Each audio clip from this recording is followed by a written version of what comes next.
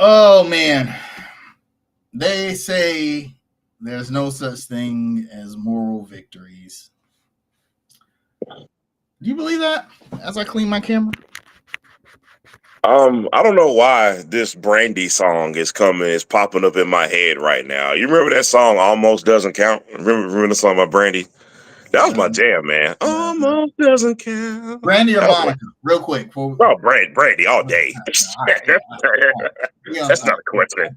We on the same. Yeah, But but I mean, I guess we. Okay, so as y'all can probably see, my tag that I have named myself this week, I am the cautiously hopeful Black fan, and that kind of sums up what I feel about these two Charlotte teams the last week. Cautiously hopeful, because you know what happens when I get too excited, Kaiser? Something like today happens, and I'm not talking about the Panthers. Something like today always says, "Hey, don't get too excited because whatever can go wrong will yeah. go wrong with the basketball team." I'm gonna leave it at that. We'll get to that later. So the Carolina Panthers defended their home turf today against Patrick Mahomes and the Chiefs, and it's funny because we talked about we didn't have to do a show last week because it was the bye week, but we did talk about this game after the Panthers beat the Giants in Germany, and we said, you know what, this could be a trap game for Kansas City if they beat Buffalo, Right, but if they lose, it's going to be a get right game. right. And you know what? I think if they had beat Buffalo, the Panthers would have won this game. I don't think Kansas City was expecting what they got from the Carolina Panthers today offensively. They weren't expecting that Offensively, because yeah. I think this was the best off game the Panthers have played offensively. Now I know you're gonna be like people are gonna be like Kaiser, you're crazy. Statistically, it was not, and the numbers don't look great, but to score 27 points against the number 5 ranked defense in the league. Stole Okay. my thunder. Remember Yep. the other wins in which they look good offensively, the Raiders, the Yeah. Saints, the The Giants. Giants. Right. Okay. Okay. But then the Chiefs come to town, number 2 or number 3 ranked running defense, number 5 overall ranked defense. And I think they're like number 12 pass defense. And to put up 27 points, no turnovers, and to really look, I mean, they look like an NFL team, right? Like, Right. I Right. mean, the only flaw was really they weren't able to get Chuba Hubbard going, and that's really because the Chiefs had said we're not going to allow Chuba Hubbard to get going. We're going to make Bryce Young beat us, and he almost did. And uh, that's why I asked about moral victories. It's like, okay, we figured the Panthers would lose, but I mean, realistically, most people would have thought it would have been a blowout against a team of this caliber. And I don't know. I every week we've seen progress from the Carolina Panthers offense, Yeah. and we said it last week, and I'll say it again this week. I'm fine with the offense moving forward in the next season. hmm I'm Um, still the play calling is still kind of iffy. I will say this, man. I will give credit to Canales and Bryce Young for seemingly being on the same page the last couple of weeks. It kind of feels, with play calling aside, it kind of feels like we're finally seeing the QB whisperer whole narrative come to fruition, because it is hard to argue that you have seen a different Bryce Young than what we've seen the first, 3 games of this season and all of last season.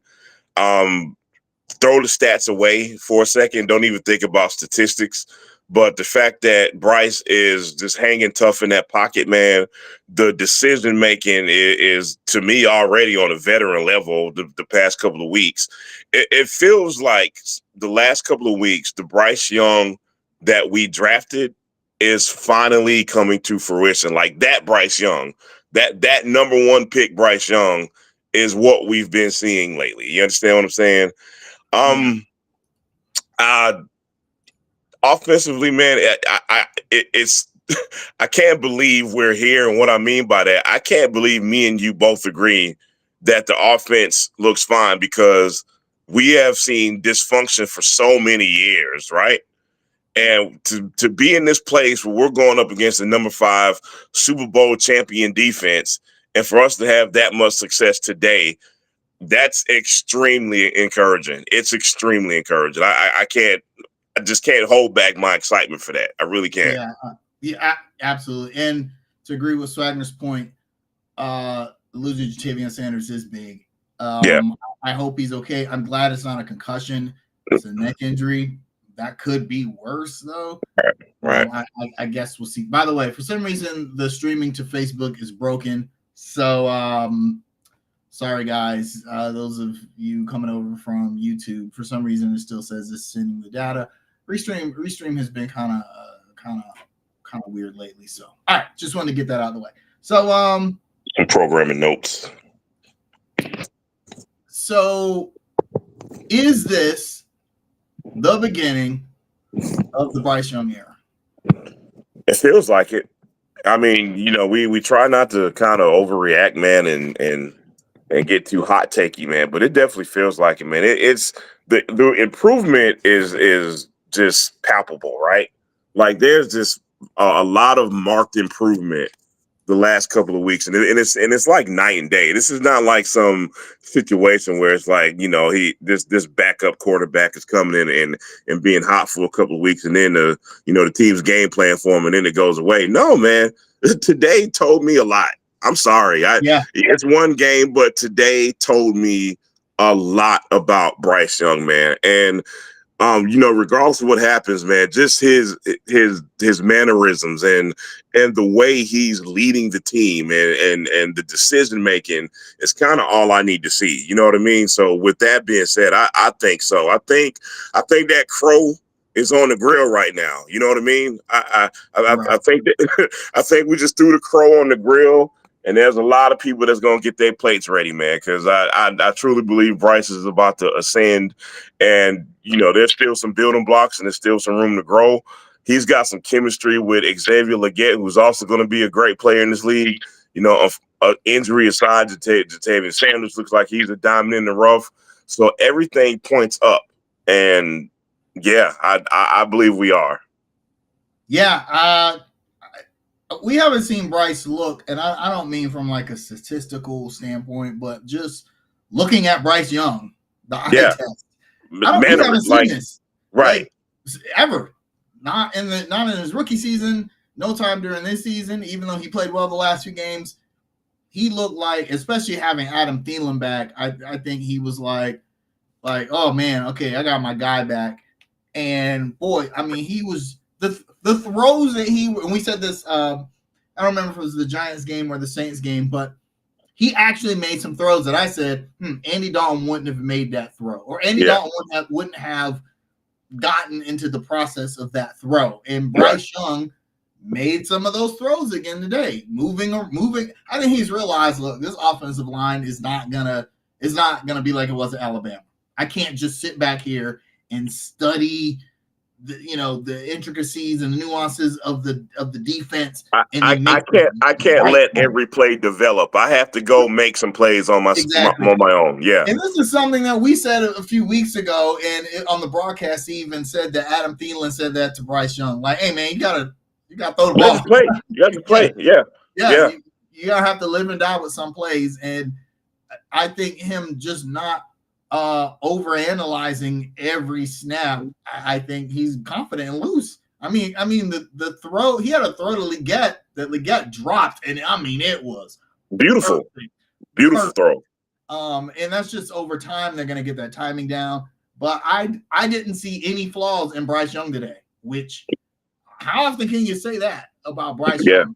Right. If this was the Saints again, or even the Cowboys, okay. But this is the number 5 defense in the league, right? Like, and look, man, they were like, "No, we're gonna game plan around Chuba Hubbard and Bryce Young." And this is Steve Spagnuolo, who has always been one of the most heralded defensive minds in the NFL. Like, Steve Spagnuolo has been doing this for a decade at least. You understand what I'm saying? Mm-hmm. Like, this is not some scrub coordinator he was going against, and they got a lot of talent out there too. So that's why this game kind of told me a lot Yeah. One game usually doesn't tell me anything about anything. You understand what I mean? But this particular game told me a lot about Bryce, and I can't hold back my excitement. I really can't. And in my opinion, I think let's say they, even if they lose out the rest of the season, but they stay on this trajectory of improvement offensively, building that chemistry and that timing. Yeah, Boy, does the draft look a lot different now? absolutely, Because I think absolutely. then you have to go BPA defense, which this is going to be. It looks like a pretty deep defensive draft. If Yeah, Travis Hunter, who is maybe the best player in college football over the last couple seasons, if he's there, imagine getting someone of that caliber on the defense. And then, having this offense continue to build. Jonathan Brooks played today. He only had 2 carries for 7 yards, but it was good to see him out there. And the 2 carries he had looked pretty good, right? Like, right. so I think the offense. I think the offense is in a very good place right now. Now, on the other side of the ball, It's another story, buddy. now Man, they were playing the Chiefs, and they did get 5 sacks on Patrick Mahomes. however, I'll give you the however. I'm sorry. Let me parrot you real quick. Yes, I know Pat. We all know Patrick Mahomes is Patrick Mahomes. I get it. Yeah, we get it. We get that a Super Bowl champs for a reason. We understand all that. However, that is no excuse. That is no excuse for missing the amount of tackles these dudes did today. That is no excuse for the copious amount of blown coverages, at least what I saw today. That is no excuse for Dane Jackson just looking like me trying to tackle Refrigerator Perry or something. Like there were so many mishaps on defense today. It's just like you picked the worst time to make the most mental errors on defense today. Like today was the worst day you could possibly do that, and they did that today. J.C. Horn didn't have a great game today. Now, granted, he's going up against DeAndre Hopkins. I get it. The referees, they're always going to be on the Chiefs side, so J.C. Horn can't really get away with some of the hand fighting he does in other games. You got to be crystal clean against the Chiefs. You know what I mean? Hint, wink, wink. He couldn't do that today, so he got himself in some penalty trouble today. The Panthers overall got some really silly penalties, man, that really hurt them. Not blaming the refs totally. Let me be very, very clear about that, okay? So when it comes to the Chiefs, you got to play a clean game. And it just wasn't clean from any perspective today, man. And one more thing before you go, Kaza. Again, it's the Chiefs, but these guys just kind of drove down the field at will for 3.5 quarters today, right? The only time they didn't score is when they shot themselves in the foot with penalties. Right. So I can't give this defense a lot of credit today, other than the fourth quarter when they finally decided to step up. Yeah, you got to make the plays when you need them, and they never did. They literally never made until it was too late. Until it was too late, right? It's thing is, I mean, it's the Chiefs. Chiefs. I mean, realistically, could the Carolina Panthers defense ever be good enough, to really, I mean, this is cheap. Like, we saw how the game ended, right? No matter what else you do, you got to account for Patrick Mahomes, and that's not fair. It's not fair to have to account for, just like when we had Cam Newton. It wasn't fair. You had to, you could not play straight up 11-11 football, right? And that's what happened. I will counter that with a question, Kaza. Remember when Evero finally decided, man, you know what? Let me stop this BS soft coverage and actually start sending people. What if? How much smoke does Evero deserve for this particular defensive performance? I look, man. Let me be clear. We are not professional coaches in the NFL. I get it. I cannot imagine how hard it is to game plan for somebody like Patrick Mahomes and Xavier Worthy and DeAndre Hopkins. I totally understand that. However, I have never ever seen any defensive coordinator successful in playing soft zone coverage all game. I have Never. not Never. one time have I seen that. Not once. And in the first quarter, all the way up to again, all the way up to late third quarter, you're not bringing any heat. And when you do finally decide to bring the heat, your defense decides to make plays. Okay, your defense gets more aggressive and they start making tackles. Okay, just saying, man. JC Horn, man, he was very physical. Yeah. But that leads me to this next comment. The Chiefs gonna bring their refs. And although I felt like the Panthers got some really good calls, but there were some. First of all, I've never seen so many missed holding calls in a game. If the Chiefs gonna hold, they're gonna hold.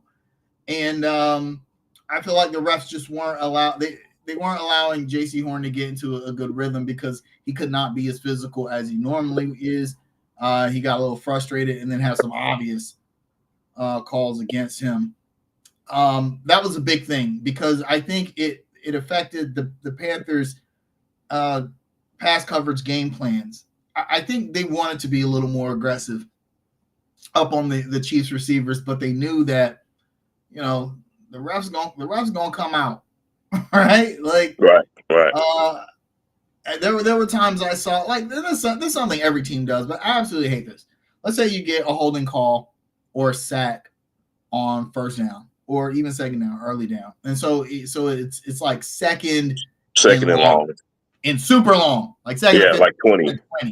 Yeah, and then you play soft coverage. You give up that, and then you give up a guaranteed completion. It's almost always a guaranteed completion, right? And then it's like third and 10, right? Okay, so I hate that because why would you give up a guaranteed? It's that bend. Sometimes bend don't break. It just don't work for me, right? Why would you give up a guaranteed completion? Why allow the quarterback to get a rhythm throw in, or allow the receiver to, or allow the offensive coordinator to see something defensively when you could just play straight up and then force the offense, to make a play against your coverage? The Panthers did that too often today. There were a lot of times when they sacked Patrick Mahomes, it'd be like second and long, or there was one time it was like second and 20 something. And we played like soft coverage. We didn't send any heat.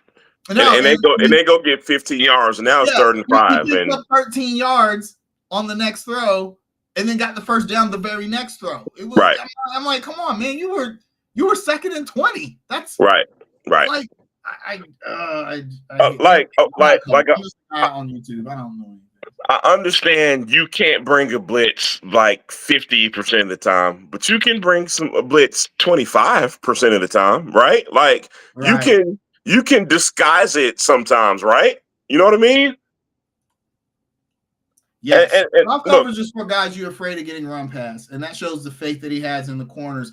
And I agree with which is a good point.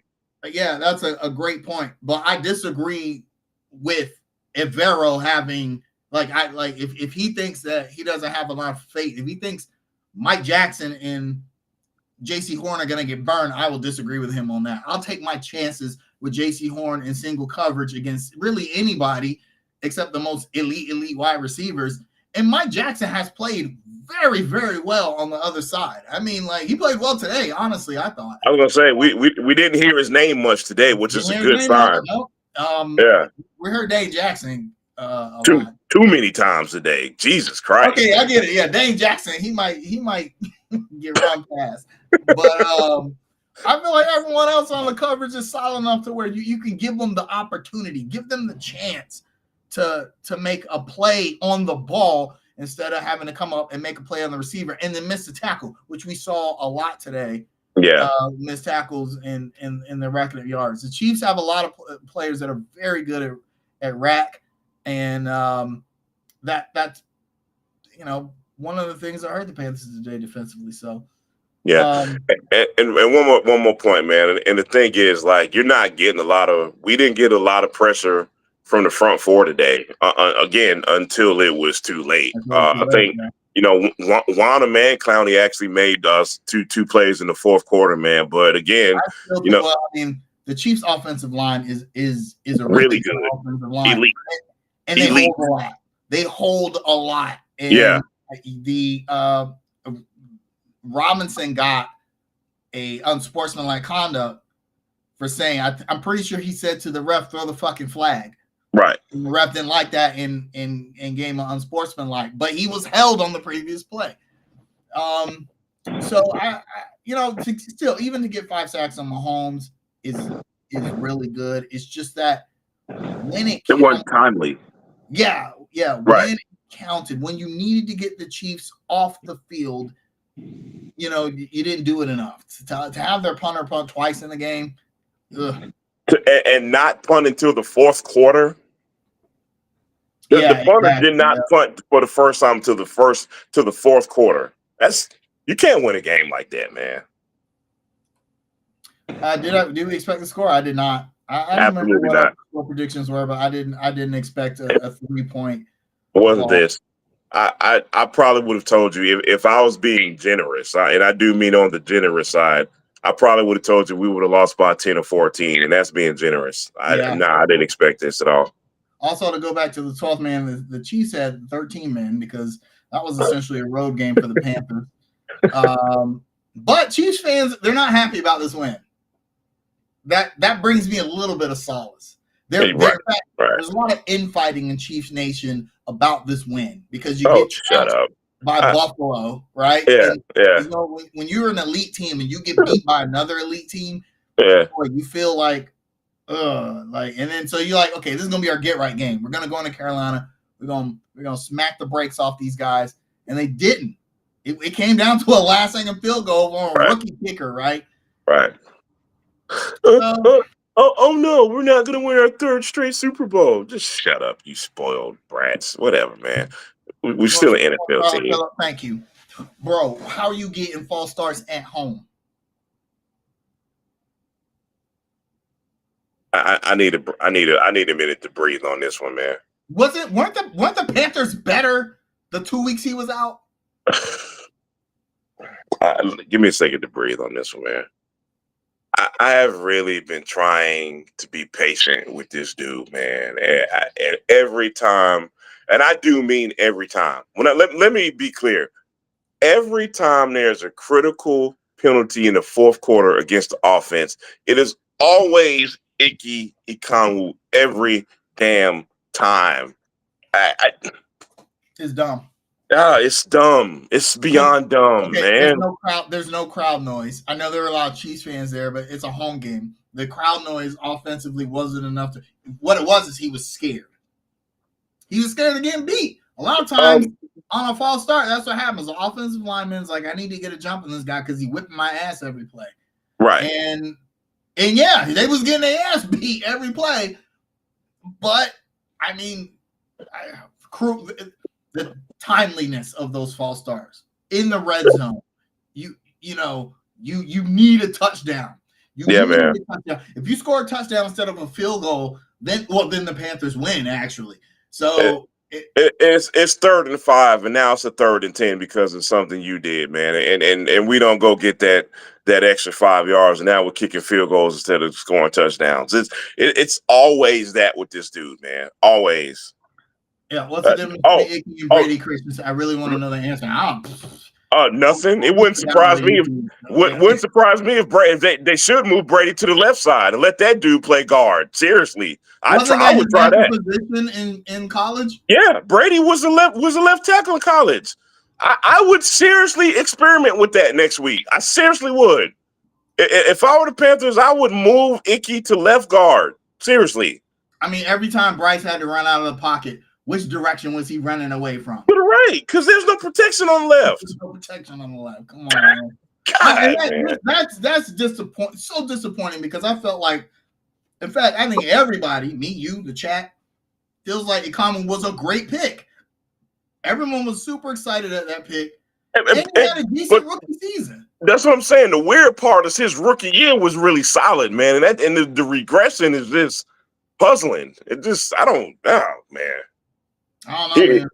He must be hanging out with Jeff Otar wherever he's at. I was about to say, hey, we've seen what I call the Bojangles factor.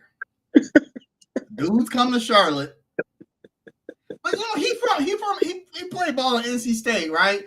So Yeah, yeah, Bojangles is not like some magical yeah, thing. man. So he should already know. Oh, right. Well, I mean, Sean May played at Chapel Hill, and that didn't help him either. So No, I didn't. yeah. Bojangles family got Charmaine.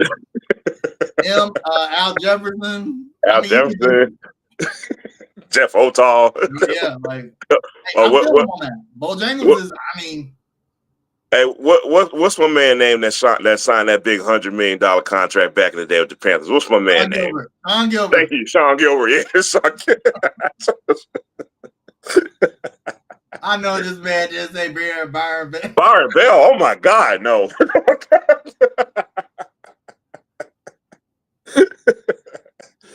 Ugh. Yeah, where's Byron Bell at? Who knows? Who cares? Anyway. Even Yeah. Bojangles. So I hope Yeah, but, his brother doing good. Even Bojangles. Who's your offensive MVP? oh man, that goes to Bryce easily, Bryce. bro. Yeah. Come That on. goes to Bryce easily. Come I'm on. not even thinking about another offensive MVP. Man, didn't it feel good to see him out there smiling? It does, man. And And let me be repetitive real quick, and I want to say this again because I really mean it, man. It's good to see Bryce smiling because, in my opinion, man, he's such a decent human being. It feels like he's such a good young man. I just if it feels icky against anyone rooting against that guy. oh yeah, You know what I absolutely. mean? You know what I mean? And not just because he plays for our team, obviously, but just for the fact that he just seems like a great young man, man. It's good to see him. It's good to see him smiling out there. Bring Michael Orr back. Yes, bring him back.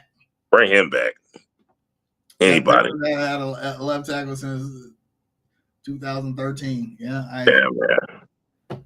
man. Yeah, I think Bryce Young. It's crazy to say this, but this might be his signature game, right? Yeah. The Yeah. best defense he's played against this season, maybe in his career, and for him to come out and just play a very clean game. I know the numbers weren't spectacular. 263 for a touchdown, no turnovers, no interceptions, 92 rating. But this is the big thing.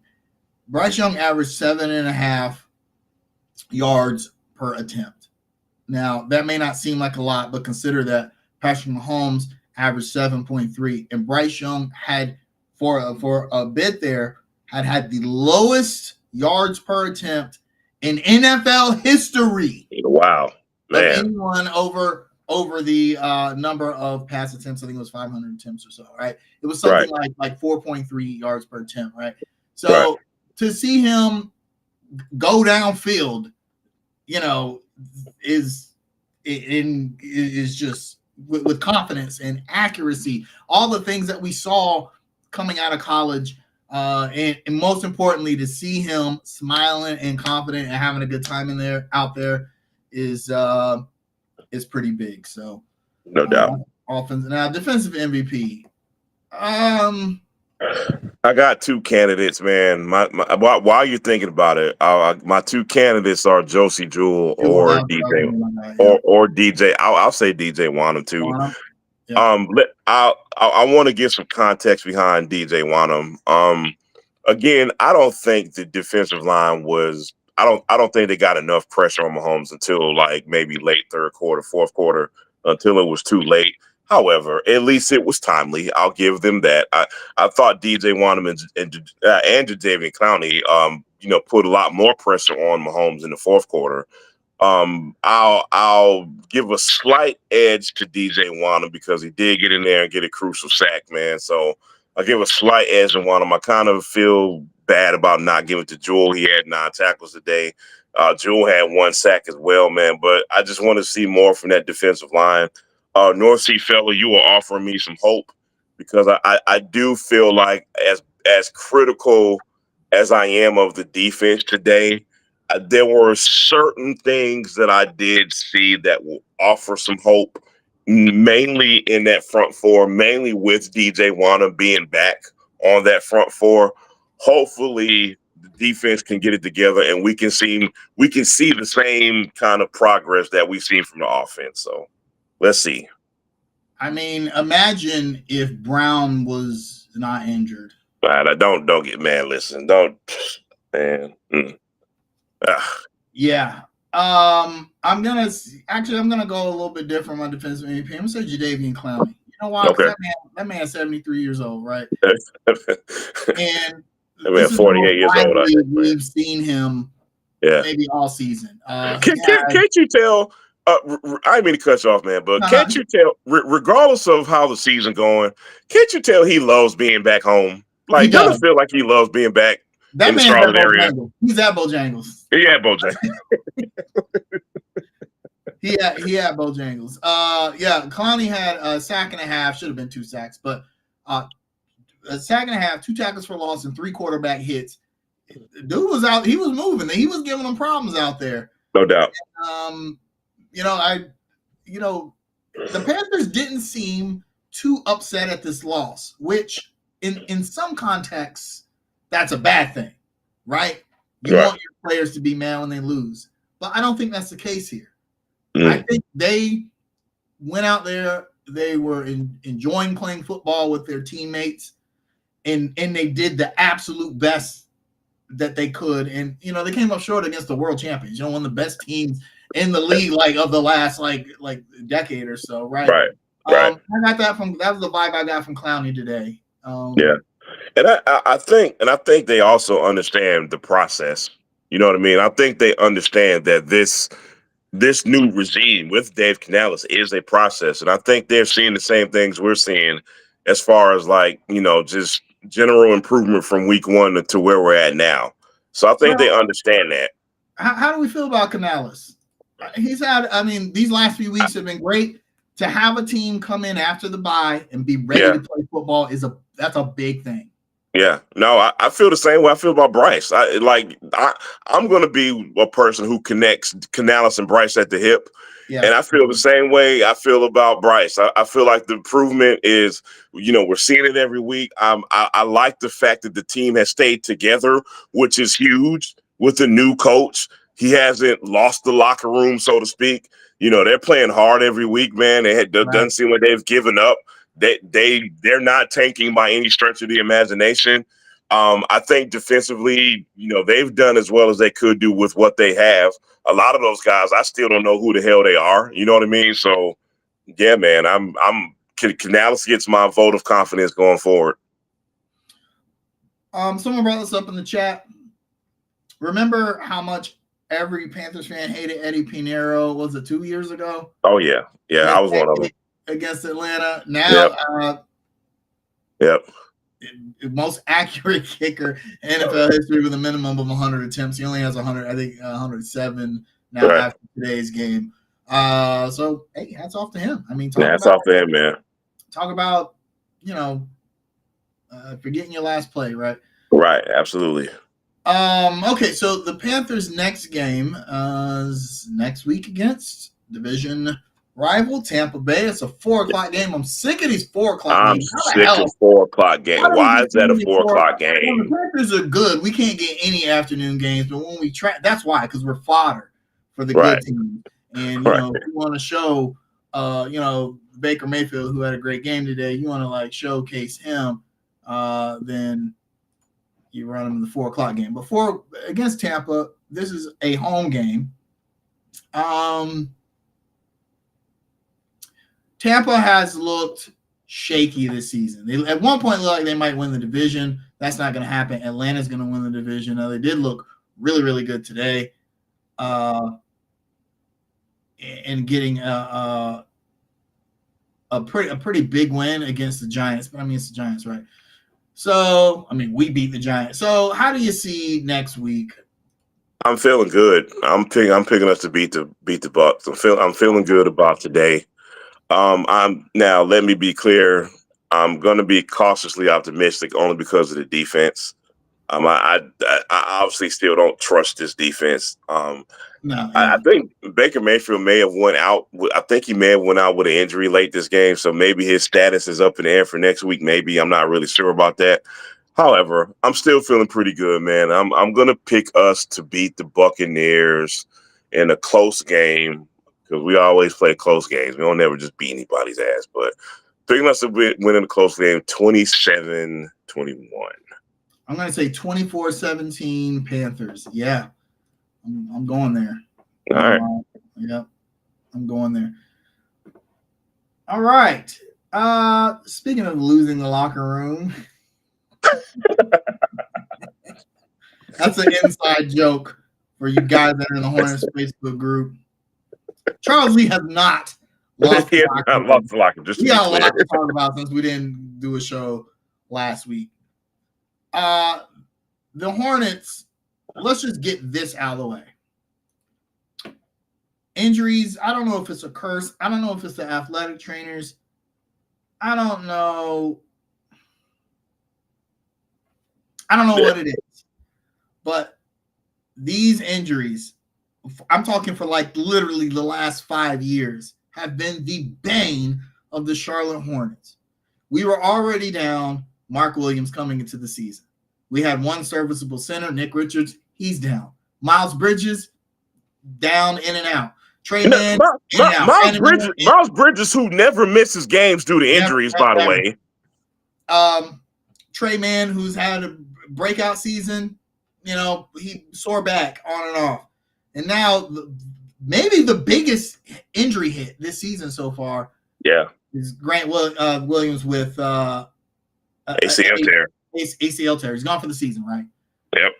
And the reason that's such a big thing, and you know what, the irony is that this may have contributed to his injury, is he was playing the 5 for us in the absence of Williams and Richards. And honestly, he wasn't doing a terrible job at it, right? I mean, the Hornets should not be as competitive in these games as they have been. I know they're only 6-10, but honestly, I think their record should be probably worse than it is, especially in games against Detroit. We'll talk about that.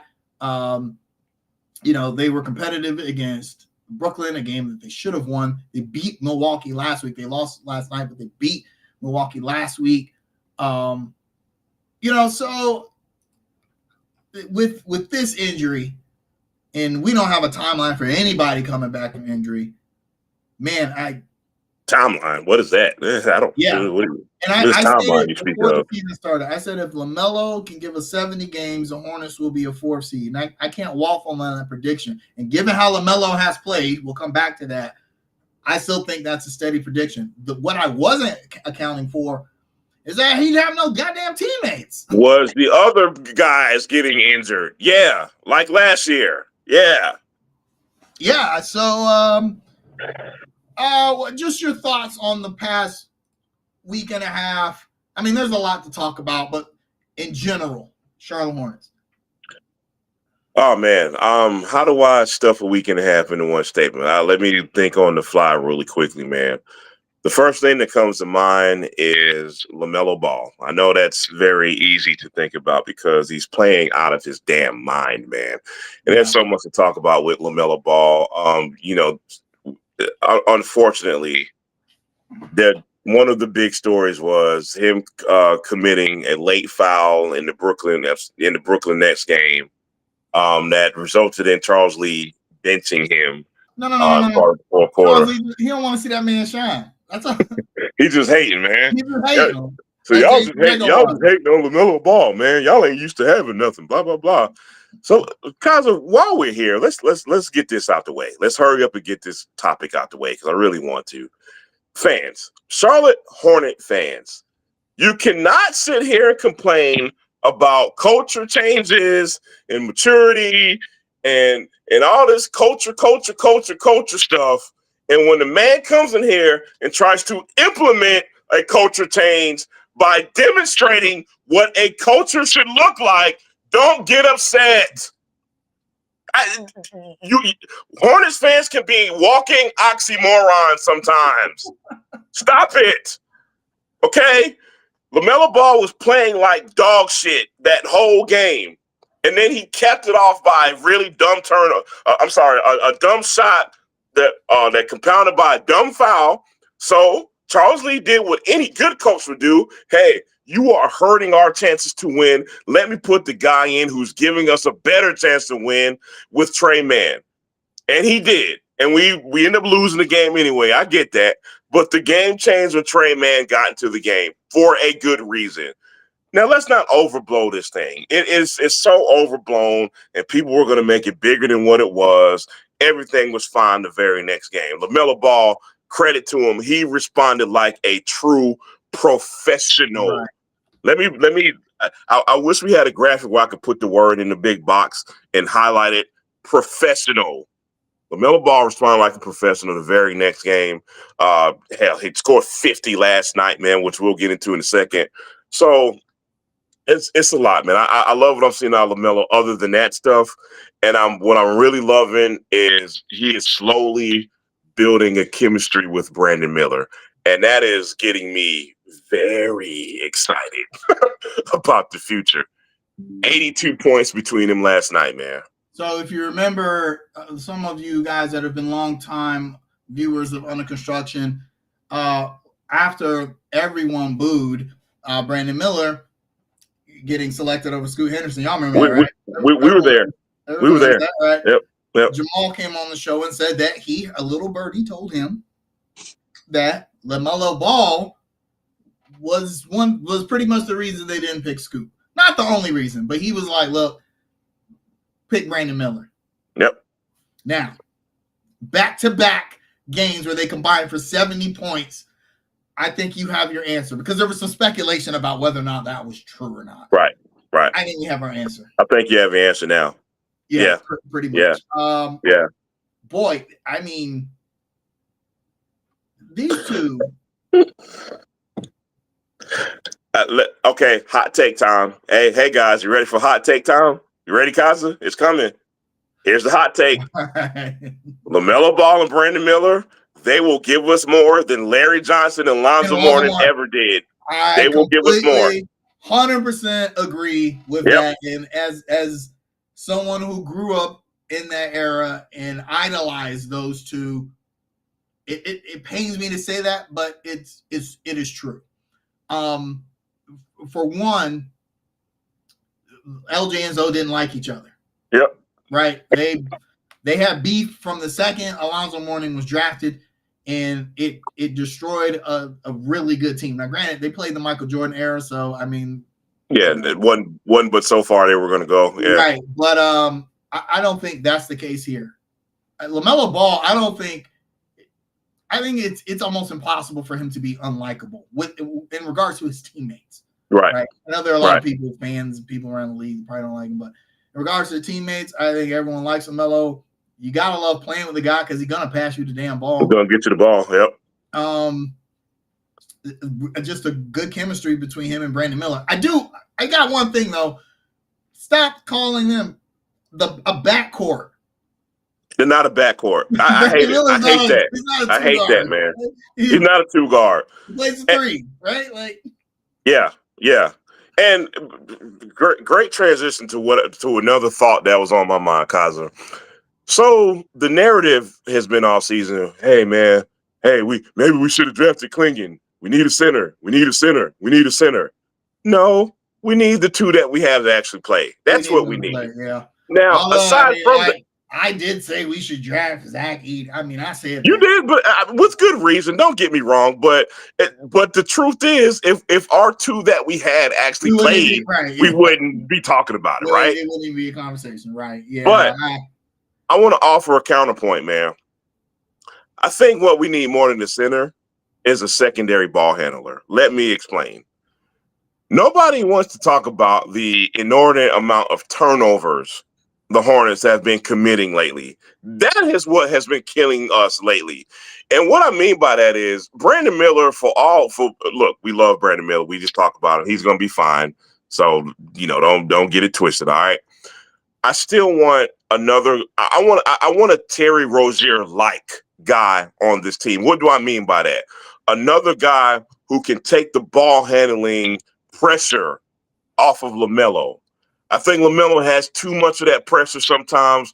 The plays break down too often, and too often we're taking shots with 2 seconds left on the shot clock, or we're turning the ball over or something like that. I think that's happening way too much on this team. And I think if we had one more guy who could just take the ball handling pressure off of LaMelo, I think this offense would be even better than what it is now.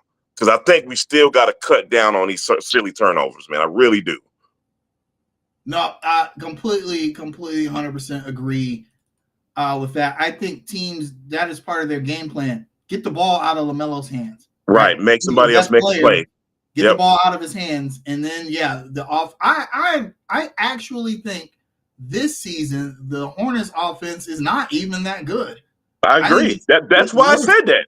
Yeah, Yeah. it's worse than it's ever been. The reason the Hornets are in these games is because they're playing better defense than they've played in the past. But I think offensively, if you get the ball out of LaMelo's hands, boy, it gets shaky. It's sledding after that for the Hornets. So I agree.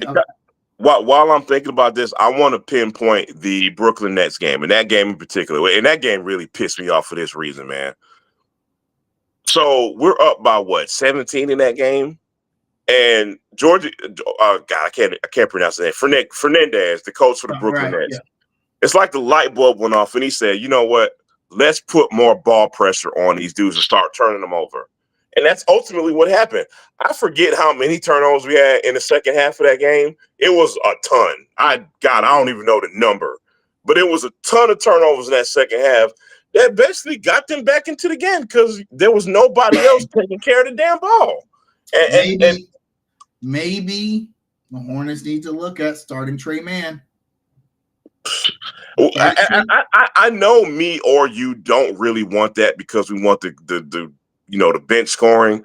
But if this keeps up, you got to explore it. You got to I'm do with something, you. right? Yeah, absolutely. Either that, I would also be move Brandon Miller to the 2 guard, send Josh Green to the bench, throw Diabate in the starting lineup at the 4. Let Miles play the 3, get a center back. The only thing I'd worry about that is there's no floor spacing. The Diabate ain't gonna be camping out there in the 3-point line, man. While we're here, another great transition because of Grant Williams being out for the season now. The Hornets got to make a move. You can't sit still on this one. You got to. I'm just gonna throw a couple of names out there that are available now. I know how the Hornets operate. They're not going to get any of these guys. I'm telling you right now, it's going to be some G League dude we've never heard of. But just to throw some names out here, Thaddeus Young is available. Marcus Morris is available. Danilo Gallinari is available. Y'all help me out if there's anybody else I'm not thinking of. But those are some names that I have in mind. I do not want Danilo Gallinari. That guy cannot guard me. So, God, what's my man name? Jay Crowder. Jay Crowder is a hot name being thrown out there right now. And hey, what's Mason Plumlee doing? What's Plumlee doing? I hope he's still dunking on cats out there. Reverse dunk all day.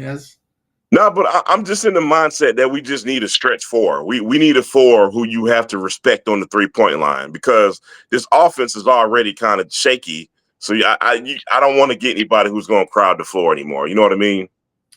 Yeah, absolutely. Because Grant Williams wasn't like a knockdown 3-point shooter, but you had to respect the shot. But he's capable. Yeah, he hit some big shots late in games for us.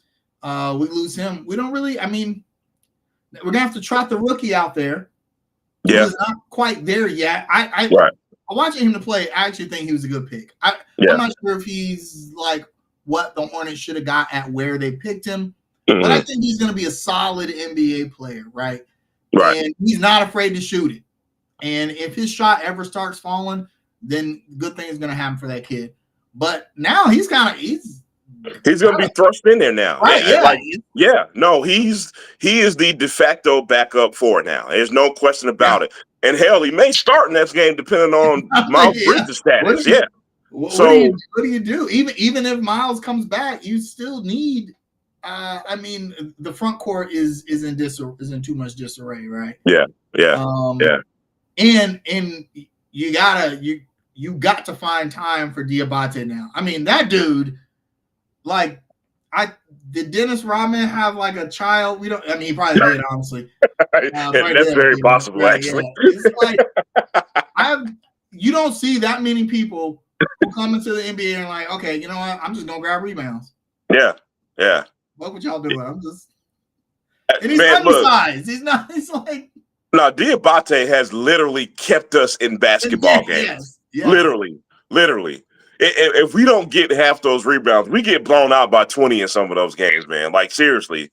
But, to your point, man, I don't know where they're going to find time for him if, Nick and Mark come back around the same time, man. He just may be a casualty of roster space. That it may have to go down like that, but I'm with you, man. You got to find time for that young man. Yeah, the Hornets are they're boy, these injuries. Oh, this is where we're really gonna see what Charles Lee is made of. Yep. Because no matter what anyone wants to say about the James Borrego era, James Borrego never had 100% healthy team ever in the 4 years he was. No. Let's not even talk about James Borrego. How the hell you think Steve Clifford felt? Right? He Yeah, had nothing. That guy had nothing. And everyone was like so down on those guys. But it's like, I mean, well, if you don't have a healthy team, you don't have a healthy team. You don't have a team, man. Charles Lee don't have a healthy team, right? He just don't have a team now. And like a key position, he doesn't have a starting NBA center. We might be the only team in the league without like an NBA level center. Right. On the roster, right? I mean, we like, and keep Diabate is overachieving at this point, but but we have to also keep it a buck about Diabate. He is a liability offensively. He is. Yeah. I mean, and that's not to talk bad about the guy. It is what it is, man. He's given us his maximum effort. Well, maybe he would be better at the 5 because then you don't need him to step out and stretch the floor.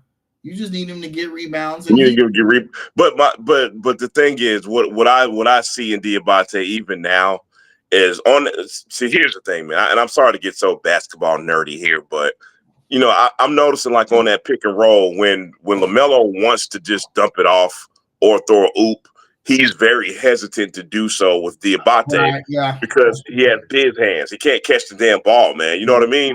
Like, I don't think he scored last night. I don't think Diabate – I'm not looking at the stats right now. I don't think Diabate scored. No points, 11 rebounds, a block, 7 offensive rebounds. Right. That's absurd. But at some point, man, you're going to have to get some scoring out of the 5 spot, man. You can't keep that up all the time, man. So,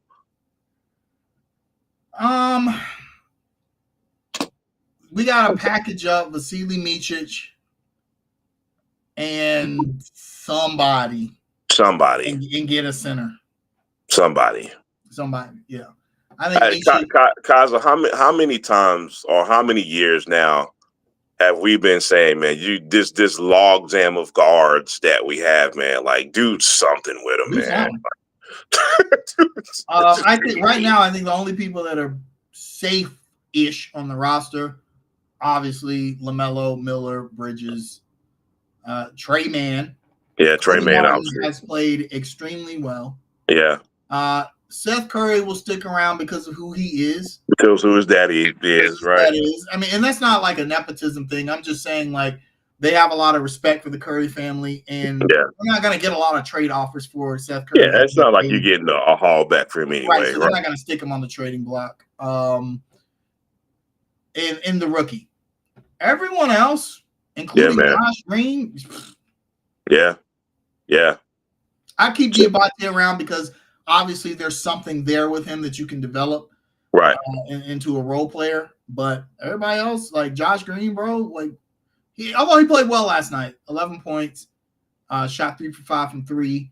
He plays defense. That's what he's here for. But you know what? I want to tackle this real quick because Nick Smith Jr. is a name that keeps popping up in the comments here. If I'm Nick Smith, kind of pick why. So if I'm Nick Smith Jr., I'm looking at the Hornets like, okay, you drafted me. I was probably supposed to be picked in the top 15. I fall to the Hornets. Let's be very clear about that. Yeah. And and after you draft me, you go out and you go get Seth Curry. And then you go out and you go get Josh Green. And Vern has come back with, to be very clear, he deserves the minutes he's getting. He's played very well this season. Absolutely. You know what I mean? I'm behind Cody Martin. I'm behind Josh Green. I'm behind Seth Curry, which, if I'm keeping in the buck, I don't really know if Nick Smith Jr. deserves to be behind Seth Curry to keep it a whole buck. You know what I mean? So if I'm Nick Smith Jr., I'm just kind of like, where's my place on this team right now? There got to be something that we don't know. Something right. In practice. And look, hey, Conklin, it might be some James Bouknight-ish stuff we don't know about him. Yeah. Could be. That's my only thing, because every time I've seen Nick Smith Jr. play, he looks solid. He looks like a developing NBA player, right? Yep. And Charles Lee doesn't seem like the kind of person to like grudge sit somebody. Right. And as you stated at the beginning of the segment, Charles Lee is trying to change the culture. Like, that's what all the moves that's why he set LaMelo Ball against Brooklyn, because LaMelo Ball cannot stop fouling. He just can't. It's like he just got to foul, right? Make a foul after a play. So I'm thinking it's got to be something along those lines. When you roll out Vasilij Micic, who used up the last of his gummy bear juice during the Olympics, got none left, right? Right. And then, like you said, Seth Curry is on the downslope of his career. Like, those two guys are in front of Nick Smith Jr. Why? Yeah, it doesn't make sense. Doesn't it seem like talking through it now that doesn't make sense? Right. At least from the basketball perspective. I'm not calling the man a liar.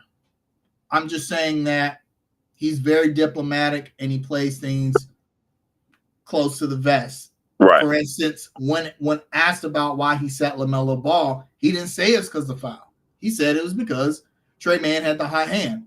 Now, that's a partial truth, but we know why. We know why, but not the whole truth. Right. So, he would never give like a straight answer on why Nick Smith Jr. is not playing.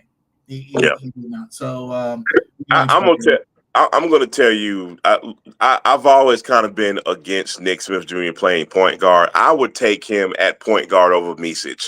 That's how much I don't want to see Micic on the court right now. Micic, I think, he's what, 37 this year? Not quite. I think he's closer to like 33, 34, I think. Okay, yeah.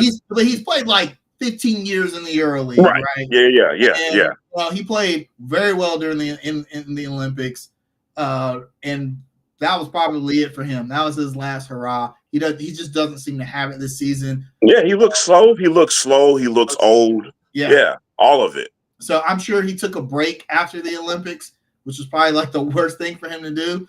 But he just don't got it no more, right? So now, and with the Hornets being 6-10, and this major injury happened, why not play Nick Smith Jr.? At this point, just let the young guys roll, right? And see if LaMelo and Brandon Miller and Miles Bridges can elevate everyone else. And right now, it's looking like the Hornets are going to be a play-in team unless we suddenly get very healthy here around Christmas time. So, yeah, no doubt. The Hornets play Orlando tomorrow. Franz Wagner, I hate him so much. God, blew us out. We owe them some get back, man. Yeah. Like, we've been owing them get back for like 3 years. I swear, right. So, that was kind of disappointing. They kicked our ass without Paolo Banchero, man. I thought it would be much closer than that, but So at home, actually their next 5 games are at home. Orlando, Miami, the Knicks, which is on NBA TV. That's a Friday after Thanksgiving. Mm-hmm. Atlanta on Saturday, and then they play Philly again at home, but that will be after you see us. So before the next time you see us, they will have played 4 games: Orlando, Miami, New York, and Atlanta, all home games. All of those are winnable, depending and they're also losable. Depending on who plays. Exactly. So, your predictions. As I put an asterisk by what I say here. As it stands right now, with the roster we have right now, I am only going to go 1-3. Only because, not only because hell, we don't have anybody. We don't have a front court.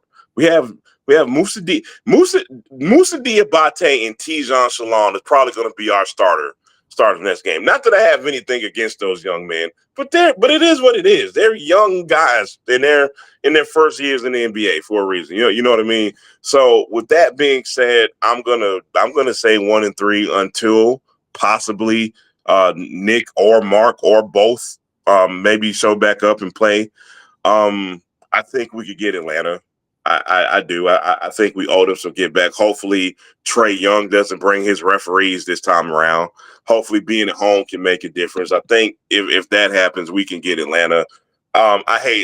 This guy, man. I'm gonna need a shower after I say this. It pains me to say this. I know what That you're That New York game is gonna be a damn home game for them, man. Oh I yeah, think definitely. they come to Hornets are town, gonna man. win that game. Yep. I don't think they're gonna win that one, man. I think I'm 50-50 on tomorrow. I'm still gonna pick the Magic to win. It wouldn't surprise me. And of course, I'd be happy if I'm wrong about that. But I'm 50-50 on the Magic, but I'm still gonna pick the Magic to win. The Heat game, I feel the exact same way about the Heat game as I feel about the Magic. I'm very 50-50 on that.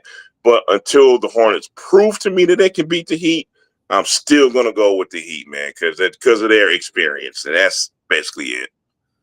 So we've lost to all of these teams except for New York, who we haven't played, but we'll probably lose them. We lost to Orlando, Miami, and Atlanta, and Philly next week. We lost to them, but the games against the game against Philly was close and went to overtime. But focusing on these four games, yeah, I'm gonna agree with you here. 1-3. I think we get either Atlanta or Miami. I don't think we'll get Orlando. Especially not. Are we undersized? Yeah, And man. The Wagner brothers are going to. It's going to be a shit show. So, hey man, Tijan Salon, here's your chance, bro. Yeah, Here is your chance, man. Yeah, man. I think we can maybe get Atlanta, but even that's maybe. I don't know. It could be dark days for the Hornets here coming up soon. Which is a waste of, LaMelo Ball and Brandon Miller. Yeah, who are ascending like rockets right now, man. They're going to be all-stars. Well, Ball is clearly going to be an all-star, and he's probably going to make the All-NBA team. Yeah, man. One of the three, right? Yeah. Miller right now, he could make the All-Star game. He'll need a little more. Right now, he's averaging 25 and 4, right? Right. Which is pretty good for a second-year player. Yeah. He's got to get that shooting percentage up, man, because he kind of struggled when he came back from injury those 3 or 4 games. He shot it pretty well lately, but he's going to have to continue that.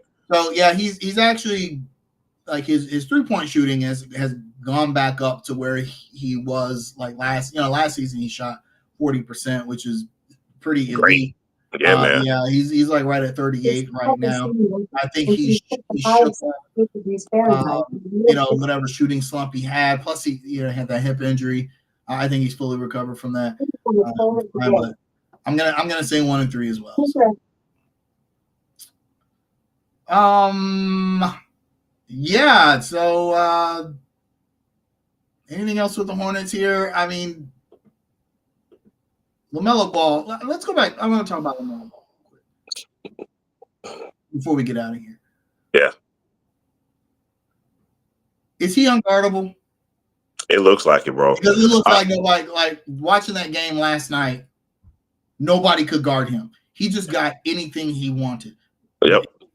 Giannis Kaza, did you see what he was doing to Giannis Antetokounmpo last night?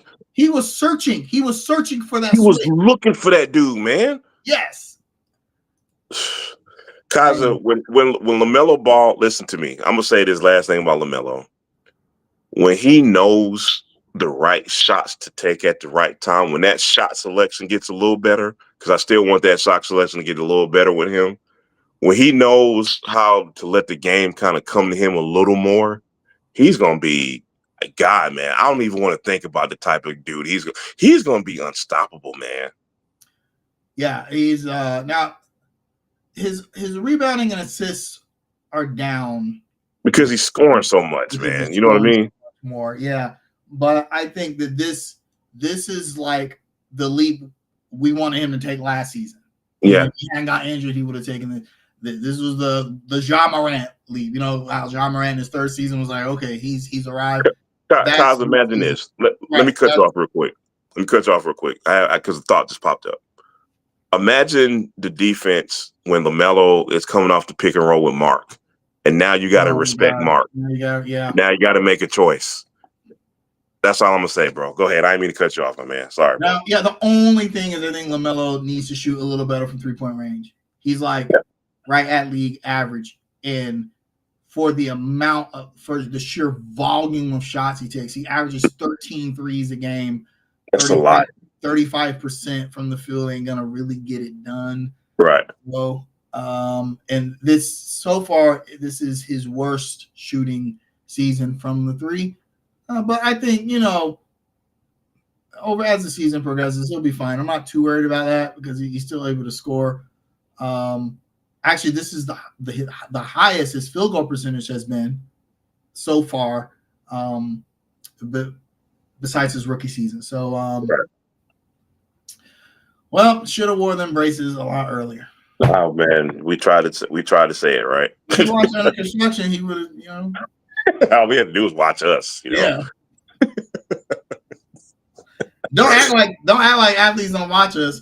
Because Angelo Williams, he didn't like us at one point. He ain't like us, boy. Word got to him somehow. So I don't know how that happened. All right. You got any shout outs, brother? I will shout out my big brother DR, who I cannot verbalize my respect for that dude. For those who like Charlotte, ever. Say it again. Best producer in Charlotte ever. Not only the best producer in Charlotte ever, but one of the illest DJs in Charlotte ever as well. And yours truly got a chance to DJ with DR Friday night, man. It was an honor. It was so much fun, man. The energy was great. So shout out to Crown Station for hosting us. Shout out to Jolanda Blakeney for hosting the event and for letting me DJ with DR, man. It was awesome. So shout out to everyone involved there. And that's kind of all I had this week, man. Shout at to Facebook. I figured out why we were having so many problems. I made a comment about cocaine. Oh God! And they took it out of context. And they said I was promoting drug abuse. Oh God! Man. So I completely forgot about that. So I'm not allowed to live stream for 30 days, and that extends to Under Construction. So I'll try and figure out some other way next week so we can get our Facebook guys back here. But that's my shout out. Fucking Facebook. Cocaine. I wasn't even talking about doing cocaine. It just cocaine was in the sentence, and it was like, hey man, I once joked about doing some bodily harm to somebody over Sade, and I got banned for 30 days too. So wow, that's they probably deserved it too. Yeah, they did. They did. Yeah. Yep. I'm missing my baby. Oh boy. All right, well, that's gonna do it for us this week. Hopefully, we'll get some real victories next week and not more. Yeah, man. Victories. Right. Those of you that were able to tune in today, thank you once again. We love chatting with you guys. We just do, and we'll do it big again next week. Y'all take care of each other. Have a great Thanksgiving. Have a good Thanksgiving, y'all. Yeah, man. Yeah. Jamal, turkey, ham. What? Turkey. Always turkey. Really? I'm a turkey, mac and cheese, collars dude. You give me those three things, I'm good to go. Yeah, turkey, mac and cheese, collars. We good there. I'm not a big turkey guy. It just depends on how it's prepared. Some people have outstanding turkey. Some people you can give me a fried turkey any day, bro. But fried turkey. I can't eat fried foods. My doctor said no. I had some Bojangles yesterday for the first time in like 2 months, and it was like heaven. It was like so good. Like I hugged it. It was so good. But that's all the fried foods I'm allowed to eat for the month. So I Gotcha, don't know. man. Gotcha. I might have to cheat on Thanksgiving. We'll see. Yeah, man. Hey, y'all have a safe Thanksgiving. Enjoy your time with your families. If you have time off, enjoy that. If you don't have time off, then Find a new job. yeah, something. Well, let Yeah. me know.